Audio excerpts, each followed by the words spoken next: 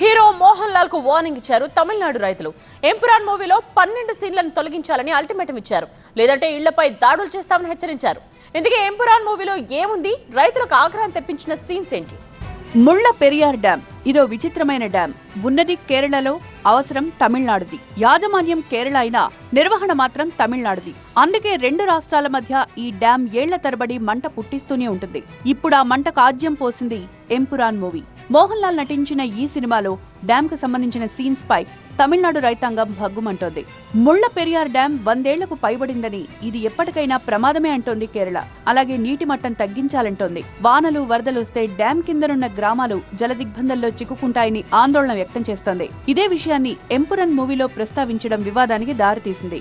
Dam కి safety wall నిర్మించాలని కొన్ని సీన్లలో ప్రస్తావించారు. దీనిపై తేని, మధురై, శివగంగ జిల్లాలకు చెందిన రైతులు అభ్యంతరం వ్యక్తం చేశారు.